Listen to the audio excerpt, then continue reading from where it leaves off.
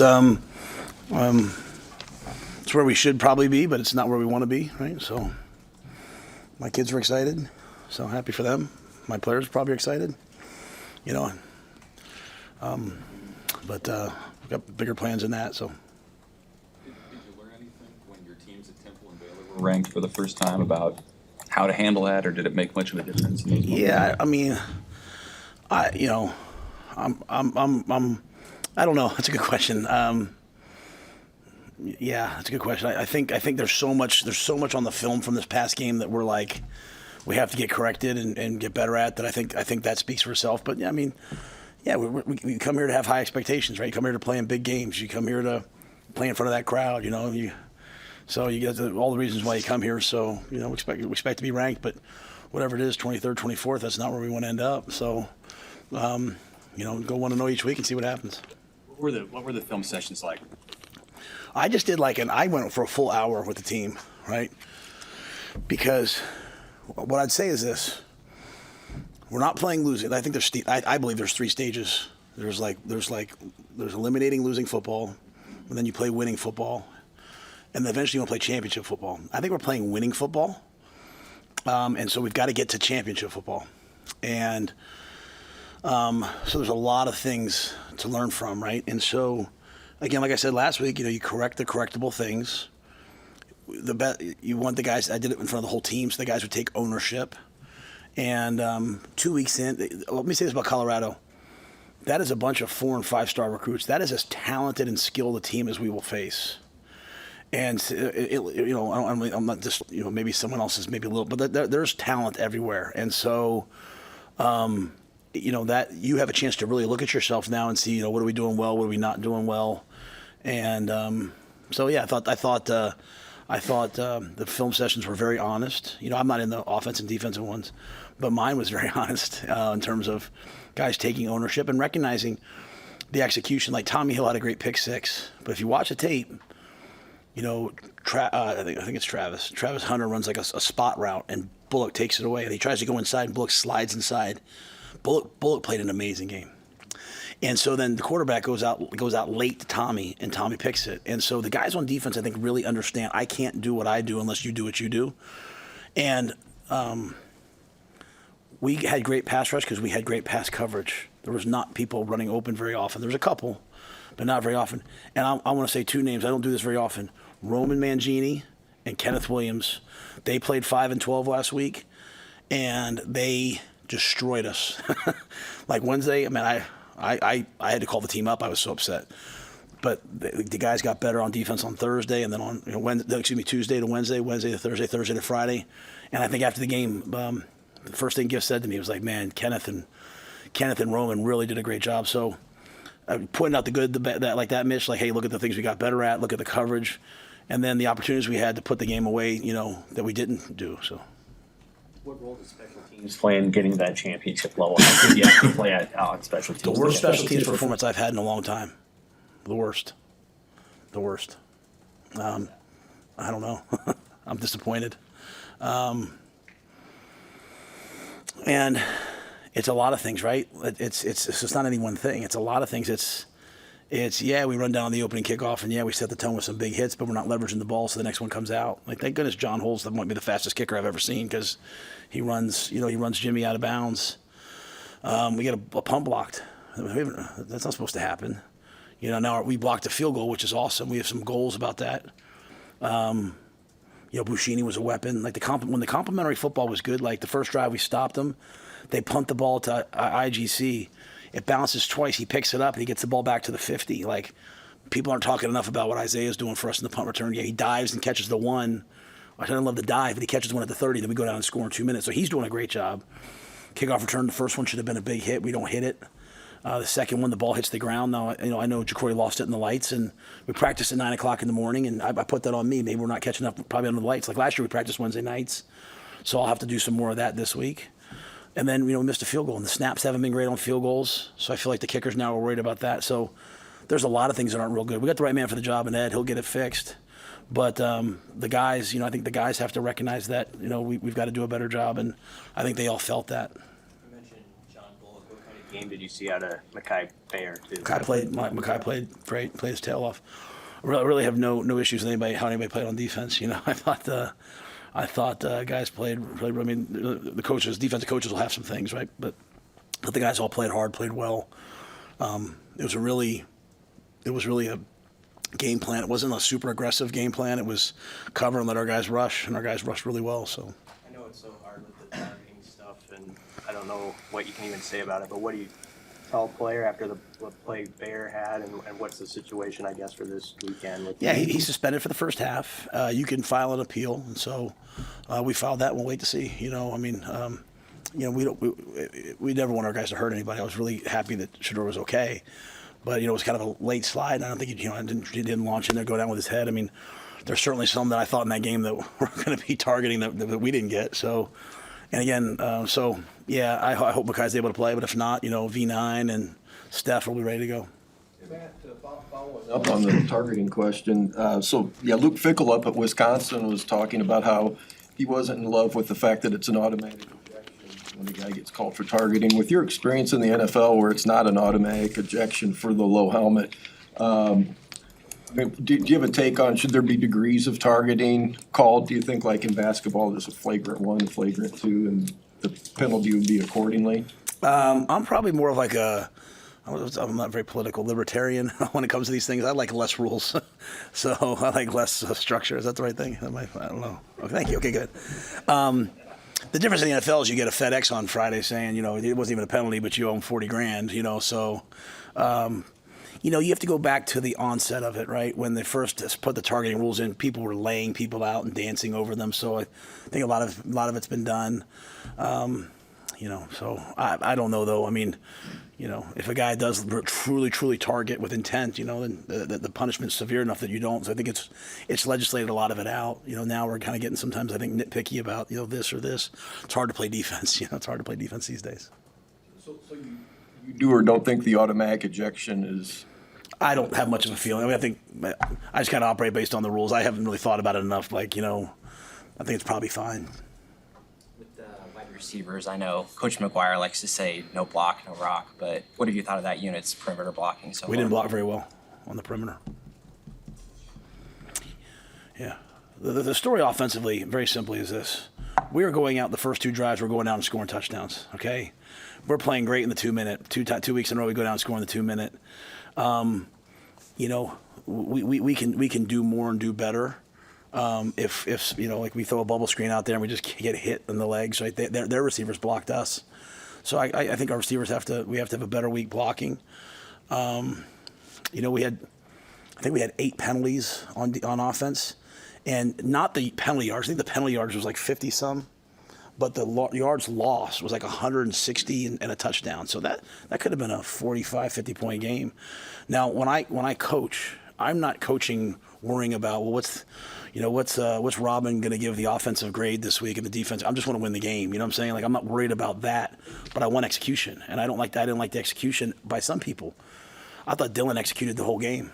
I thought some guys executed the whole game, but I did not like some of the execution, and one of those was the perimeter blocking. I think it could be way better, and it was way better at times last year, way better last week. This wasn't the best week we've had. Jacory had 3 of his runs taken away on penalties. I mean, what have you seen from him, though, outside of those plays where he's kind of become a pretty key piece of the offense? Yeah, he loves to play. Man, he's 160 pounds. He gets that first jet sweep. They light him up on the sideline. He gets up and does this thing, right? And it's not look at me. It's just joy, right? I love watching Jacory play. I mean, you can't get the ball enough to him, in my mind. And so, this week I told the team, we're facing the number 21 team in FCS in the country. They're one of the top run defenses in the country. Guys are going to compete for touches.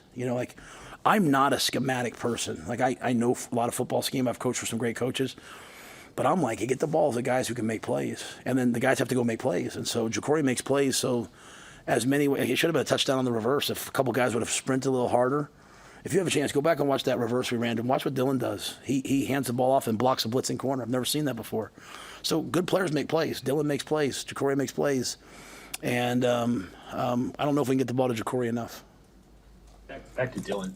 It was a big stage, and there was a lot of attention on him, and you feel like he handled not only the game stuff well, but the But just the rest of it, how do you feel like he's played through 2 games? I told the offense a lot of them have to pick their intensity up to his level, not the other way around. He's trying to throw the ball to guys that are supposed to be in certain places and they're not there. He's at a whole other level, and those other guys better pick it up. That's said respectfully and with love. And I only say that because you guys sometimes ask me, like, hey, did you not throw it as much in the second half because of him? No, because of everyone else. Because other guys weren't playing at the level I wanted, and so we're having free runners, like, they blitz us and the back misses it or the tackle misses it, and he's having to run around and make plays, but we had guys running wide open. We could have scored a lot more points. We threw a lot of shots in that game. A lot of them just didn't get thrown because he had to run, so we had no sacks because he avoided guys. But Dylan, through 2 games, Dylan's done everything you could want, except he didn't milk the clock enough going into the 2-minute last game. And that's the main thing I had for him. He can be sometimes too aggressive at times, and so me and him that's not Glenn, that's me and him just situationally communicating. But Dylan's doing a great job. I need everyone else to understand that, like, if a freshman knows all 120 plays in the game plan, then as a junior, I better know all 120 plays or 80 plays, whatever's in the game plan, I better know them and be able to operate them. Because, you get into 2-minute, Sam, especially early in the year, we didn't know what they were going to do in 2 minutes. A new coordinator from Cincinnati. I mean, we might watch so much Cincinnati Bengals film. We didn't know what it was going to be. All of a sudden, it's cover 2. We're calling cover 2 beaters. When we practiced for man all week, right? We go right to cover 2 beaters. He's over there like, hey, let's go to this play, and he hits it. If he knows that, like from camp, everyone else better know that. And that's what we have on defense. We have a level of accountability that's unmatched, and that's what we're getting on offense right now. And so that's why I'm saying it out loud, because we should have scored 42 or 50 points. We had some really selfish penalties. Not selfish in a bad way. Selfish in a, oh man, I don't want to get beat, so I'm going to tackle this guy here, as opposed to just do your job, man. Trust yourself. So we still have some evolution on offense to do. Have you been around a quarterback at this age who's like that? I better be careful what I say, because PJ and those guys will call me and yell at me. PJ Walker was my quarterback at Temple. After every game, he's furious because I would have run the ball 30 more times and let him throw it 12. But we've opened it up a lot more than we did at Temple. But Charlie Brewer I had 2 guys as freshmen that were like gamers, were winners. I just think the thing with Dylan is he prepares at such a high level that we're able to just do so much with him. And again, the headset's a big deal, right? Like, it would be a lot different without the headset. The headset's a big deal that we didn't have with those other guys. But I've been blessed. I'm in the position I'm in because of great quarterbacks. When you guys were up 28-0, did that change things mentally for some guys that just haven't been around a lot of winning and maybe not accustomed to dealing with a big lead? That's a great question. I don't know. I certainly had the opinion of, like, let's be aggressive. Let's attack. Like, we had the ball backed up on our own. What was it, like 13-yard line after the block in the back, and we threw 4 verticals and hit a seam route to Borkacher. I mean, I was playing. It was 2nd and 24. I think I was playing to be aggressive. I was not going to just sit there. And at the same time, I wasn't concerned about the points. I kept saying, like, even when they kicked the field goal, I said to Tony, 4 score. It's 4 touchdowns. It's 4 touchdowns, right? So, like, I was going to be smart and milk the clock at times, right? With 8 minutes left, we went into 4-minute mode. But I didn't see the defense do anything.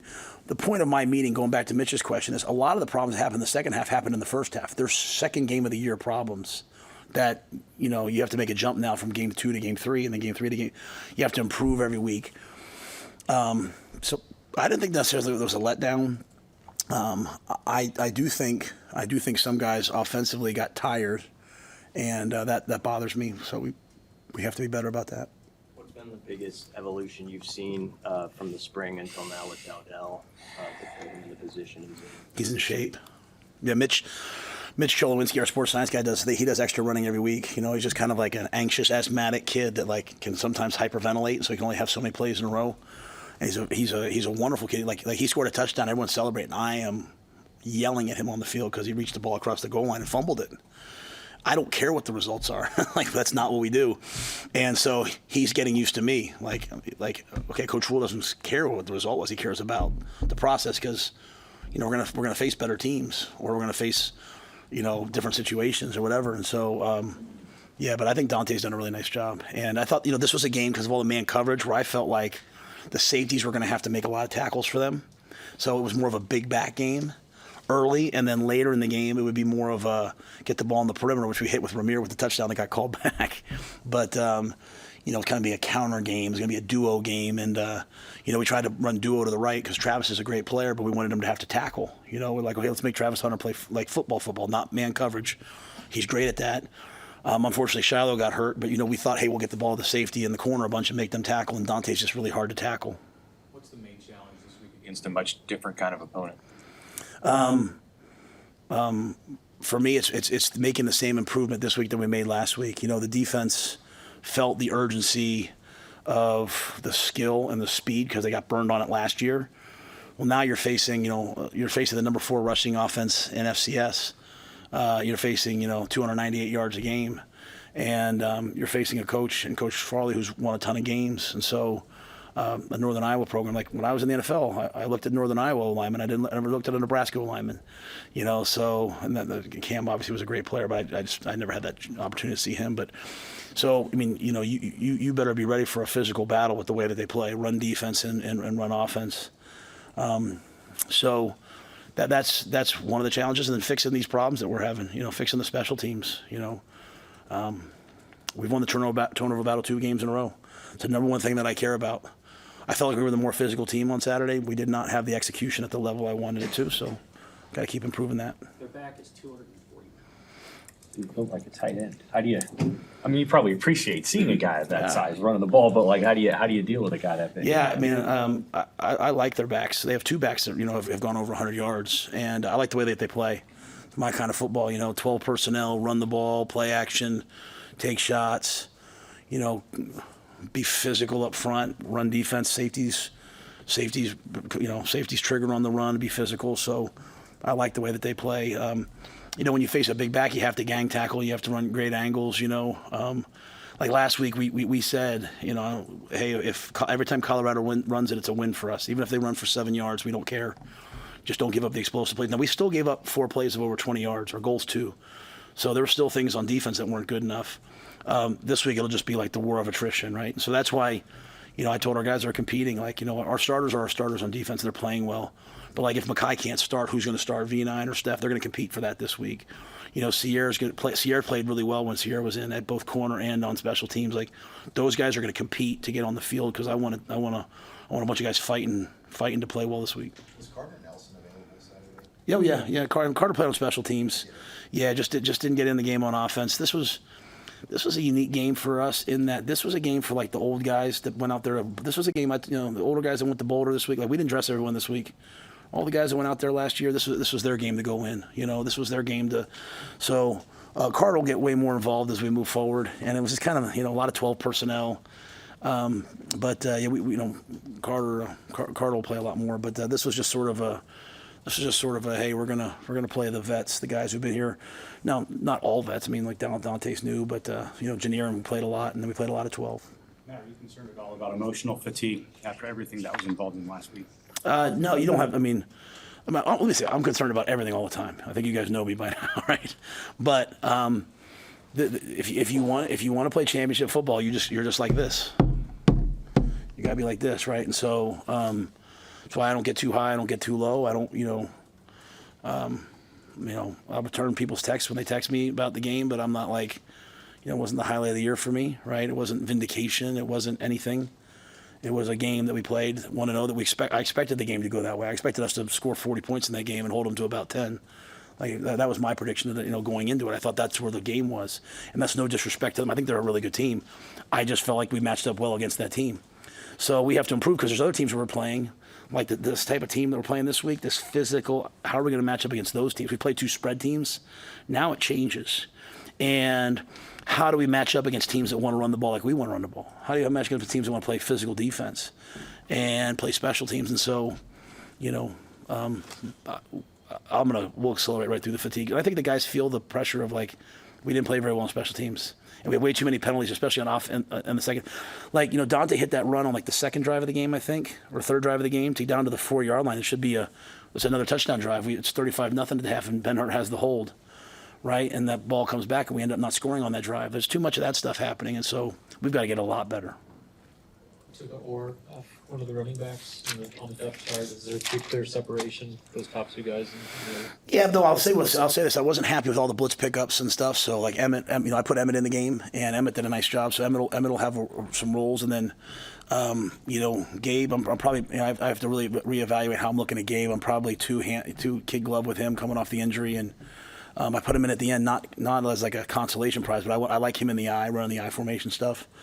So again, we'll compete some things out this week. But Keith, when he handed me that, he had the oars off, and basically based on the way we played with Dante and Ramir more. So, want to be more transparent with the way we do the depth. When you have a bunch of night games, how do you bide your time before you got to get to the stadium, and how do you coach your players to bide their time and not get overanxious? I hate it. I hate it. If it's up to me, we play at 9 o'clock in the morning. You know, kegs and eggs and football. Let's go.